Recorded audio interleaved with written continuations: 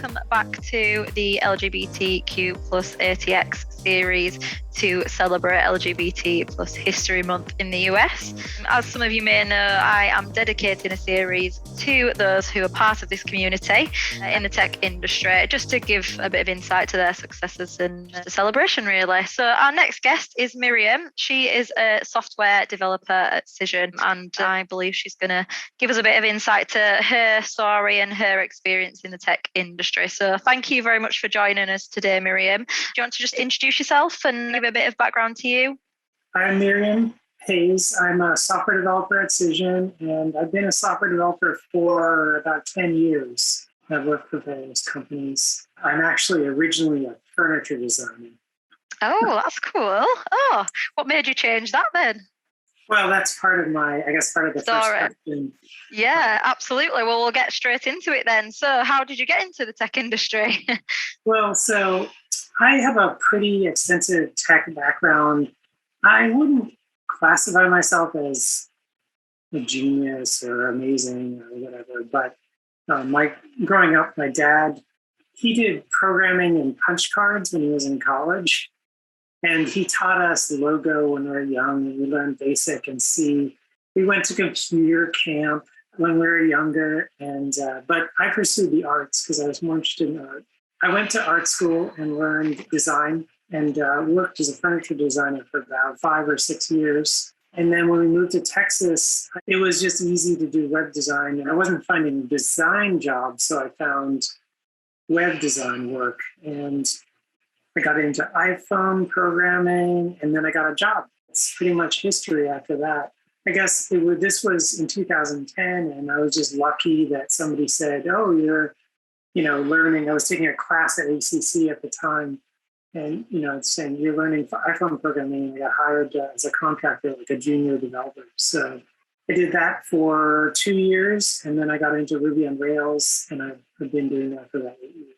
I actually got out of it about 3 years ago, and I've been doing Java since then. Oh, okay. And are you enjoying that a bit more?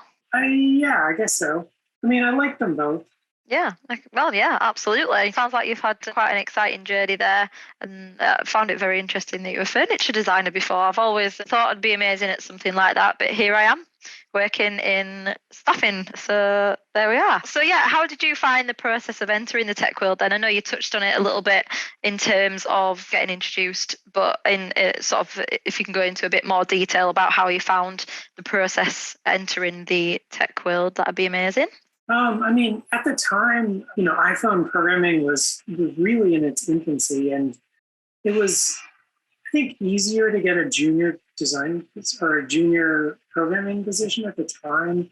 I've definitely noticed that over the last 10 years, it's become harder and harder to enter the tech industry as a junior. They expect a lot of experience for not a lot of pay, and you're competing with a lot of other people for those positions. But I found it relatively easy. I think I found a job on Craigslist.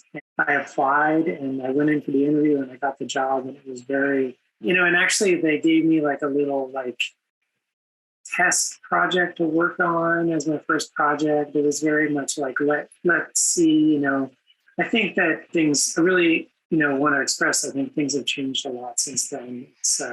Yeah, absolutely. I think I actually had a call the other day with Katie, who works at WP Engine. I'm sure you'll hear about her podcast when it comes out as well. And she was mentioning, because she started a couple of years ago and recently got a job over there. And she was saying there's so many junior developers who are looking to get into work, but the opportunities just aren't there, or they expect a certain amount of experience before you get your foot in the door, which obviously makes things hard for people. Almost the same vein is that, having been at this for 10 years, when I apply to jobs, people are expecting that I'm a senior level developer, which yes, in some cases I am, but I found that the barrier of entry into a senior level position is maybe almost as hard as getting a junior level position, How are you finding that at the moment then? Are you so what your software developer, I won't be trying to steal you off Cision just yet, but are you looking to get into that in the future then? I'll just say that I've interviewed a lot, and I've had pretty mixed success. Well, not even mixed success. I'm good at getting interviews and going to interviews, and not good about getting offers. We'll have to help you with the interview process then. Hopefully we can come in handy for that. So obviously you mentioned you've been in the industry for 10 years. I imagine you've achieved pretty big things whilst you've been working in the industry. So what would you say are your biggest achievements so far? I don't really feel like there have been like big job achievements for me. Maybe just getting hired and getting, moving to a couple different companies. But probably is this even an achievement? I came out as trans at my last job, and I feel like that went pretty well. And I think that's been kind of my big achievement.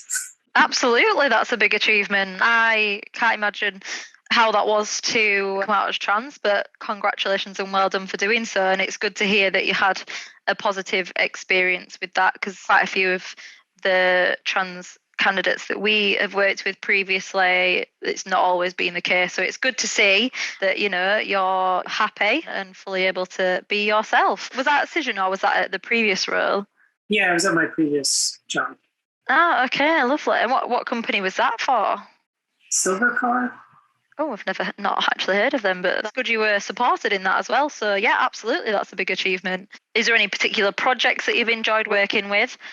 Silver Car, well, I guess I'll explain a little bit. They're a company, they're owned by Audi. We were bought out by Audi while I worked there. And they have a hardware product that goes in cars and basically is designed to track fuel and mileage and some other things. Actually, it can unlock the cars, pop the trunk, that kind of thing. So it was like a rental company, but we have hardware in the cars, and you can theoretically start the reservation without anyone being there because the app can unlock the car. It's pretty cool. I wasn't directly involved in the hardware, although we were somewhat involved in designing the software for it. And it was, definitely the most interesting thing that I've worked on in my career. Sounds extremely interesting. And again, back to what sounds like a very good company to work for as well. Jumping on to the next question then. Obviously, you're based in Austin, if I am correct. Yes. Yes, good. Well, technically, I don't actually live in Austin anymore. But oh, do you not? Where do you live at the moment? We're like Austin Metro. We're in Elgin. Oh, okay. Well, our offices are just opening, so I'm not too familiar with the area at the moment, but I will be definitely getting acquainted soon. So, Austin and tech scene in general then, what do you like most about the Austin tech scene? I think everyone is really friendly and really welcoming. And one of the things I noticed when I got into the Ruby community earlier in my career, that everyone was just super nice, super helpful. The meetups were really fun. Of course, it's Austin. Everyone likes drinking, which love it or I'll hate fit it. in well. Definitely a social activity. I've never really met anybody, too many really terrible people in the Austin tech industry. That's good to hear. You got a little of the Texas friendliness, right?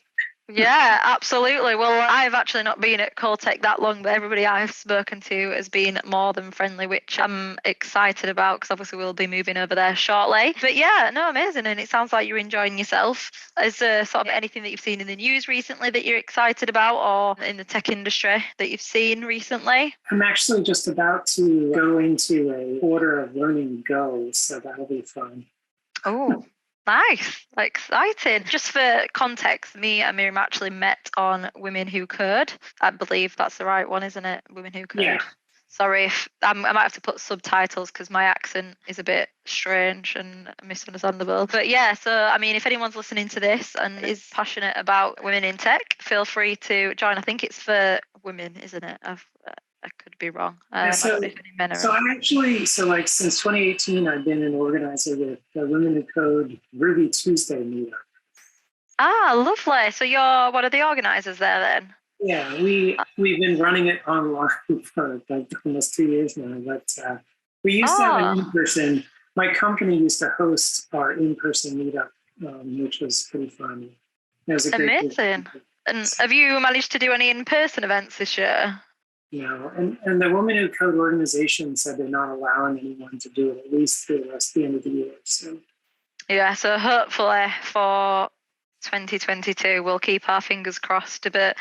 maybe. With COVID, you never know, but we can hope and pray. Well, we hopefully, fingers crossed, we'll be throwing an event with the Austin Women in Tech in March. We're hoping it's going to be in person, but again, like you said, we never know, and we've got to keep strict about these things to make sure that everybody's safe. Moving on to the future then, what are your ambitions and plans for the future? I want to get out of tech. You want to get out of tech? Yeah, I want to go back to being a furniture designer. Ah, dear, what do you miss about it? I do work. Not much, but I do a lot. And I weld, I do woodworking, I've done a lot of precast concrete work. But I've also really enjoyed, since the pandemic, I've got a number of new 3D printers that I like building, and I'm building stuff with them. So trying to figure out how to make a business out of it. I just really enjoy, building stuff. And actually I do a lot of 3D designs too. I used to do it full time and, pretty much make money doing it. So I want to figure out how to do it again. Absolutely. Well, the main thing is being happy. So you're looking to get out of the tech industry then. Do you reckon you'll be in it for much longer, sort of years, months? Yeah, I don't think it'll be anytime soon. Fair enough. Well, obviously, it's exciting to hear that you're following your passions, great successes during your time in the tech world then as well. I guess that leads on to our final question then, in terms of what you think the tech industry could do to encourage more people from the LGBTQ plus community to get into the tech field, whether that's through education or making sure that they take a big stance on being a big advocate for diversity and inclusion. What do you think that the tech industry and organizations could do to be able to improve that? Just hire a lot of queer people, so that when they hire queer people, that there already be a lot of queer people at the company. But I think a big one for trans people is trans healthcare covered on the health insurance plans. That's kind of like right now the dividing between good companies and bad companies, as far as not bad companies, but like, the premium jobs are the ones that offer covered trans healthcare. And there's other healthcare stuff, good doctors and fertility care for, both cis and trans men, cis women, but having employee resource groups. And the other thing is having queer people in positions of power, and obviously people of color as well. But It's all well and good to say and hire and recruit queer people, but if your leadership team is all a bunch of white men, it just doesn't hit home the same way. Absolutely. I was reading something today, and there was a woman, Diane Liu, or you, I think her name was, and she works for a company in New York, and she was explaining the importance of having a diverse team. And often the best decisions come from a team of people that come from different backgrounds, diversity, culture-wise, gender. For me, it's crazy to hear that in these, the health insurance that you get with companies, that some of them don't actually offer healthcare, options for trans women and men. I wasn't actually aware of that. So thank you for bringing that to light. And I think anybody who is listening could be from my own lack of knowledge from it, which obviously I definitely need to learn more on this topic. Everybody can be doing more to raise awareness on that. And hopefully this podcast will do that as well. I probably sound like a broken record, but here at Coltech, I am going to be working very hard to increase the diversity, inclusion, representation within the tech industry. So, like I said, I wanted to do these series of podcasts to bring light to the successes of those within the LGBT plus community, to celebrate the successes and, raise awareness for things that we might not necessarily know ourselves. So hopefully this will shed some light on this matter. And thank you very much, Miriam, for joining us today. I don't know if there's anything else you want to add at all? Respect people's pronouns. Absolutely, yes. and put them in your signatures and bios. Perfect, lovely. Well, thank you so much, Miriam. It's been a pleasure speaking. I'm sure we will be catching up soon, and I'll have to contact you when I get to Austin and see what furniture you can build me. Perfect. Well, thank you so much. We'll catch up soon. See you later. Okay, bye. Bye.